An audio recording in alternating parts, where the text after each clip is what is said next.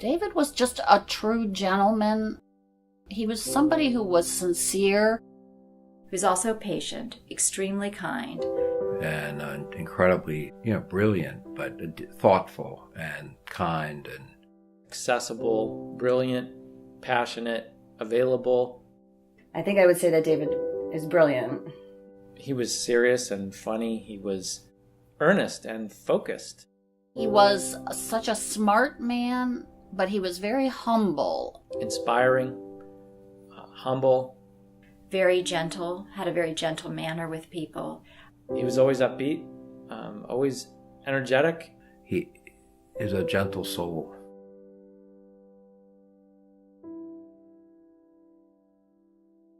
The first time I met David was in the summer of 2014 when I was on a search committee, and he walked into a room on the first floor of Mary Graydon, and I remember thinking this person who looked a little like Albert Einstein, and he gave a teaching demonstration, and it was clear that he was intelligent, engaged, and was just a person that you really wanted to get to know. My first reaction is, who the hell is this guy? And I had no idea he was who he was. I didn't know his life story. I just was looking at him. But I also noticed that everyone was watching him the same way I was.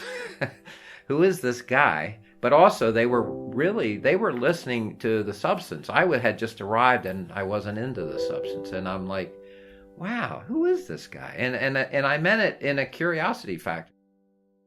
I can't for the life of me remember when I first met David, but I remember when he came to AU, just a sense of how excited he was to be here. My memory of him is someone who was totally engaged in the present and excited at this new career path he was setting out on. David really seemed to enjoy the role of teacher. He wanted to be a good teacher. He really wanted to do right by the students and was very frustrated if he felt he wasn't getting through or needed to rethink the way he was presenting material. And I loved that about David. I loved that he cared so much that he wanted to go back and regroup if something wasn't working well in the classroom. My first impression of David is that he belonged in higher ed. I think he found a home here right away. He did mention to me that being here and teaching here was one of the most rewarding things he'd done.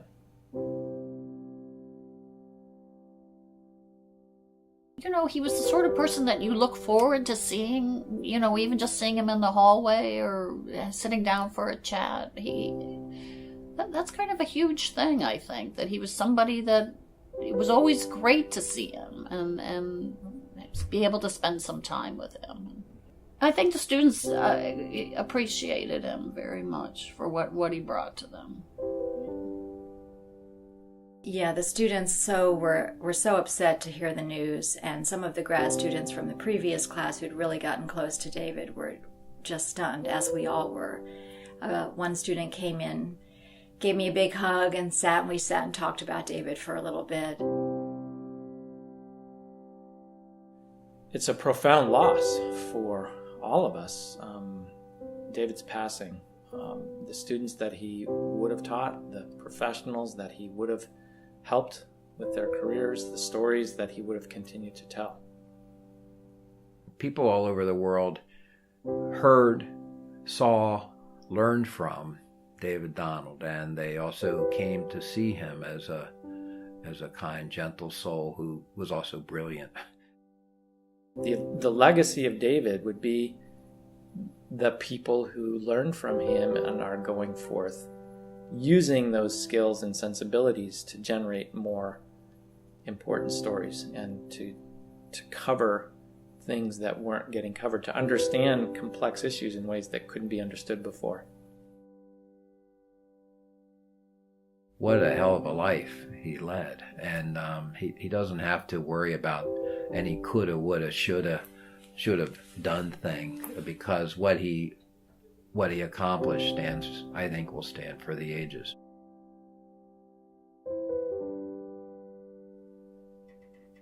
I think the most important thing that I learned from David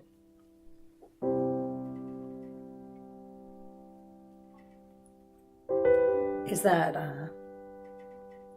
humility and grace are as important as your expertise and your brilliance.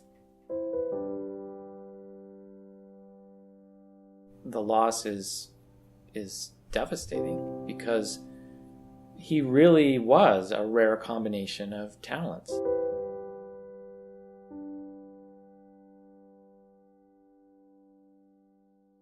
He was just a marvelous colleague. I so enjoyed working with him and getting to know him.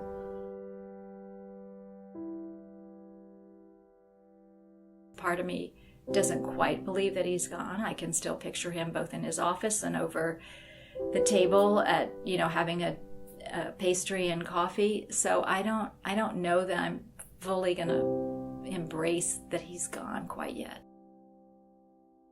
And it was an honor and a privilege to know him, and I will never forget him, I can tell you.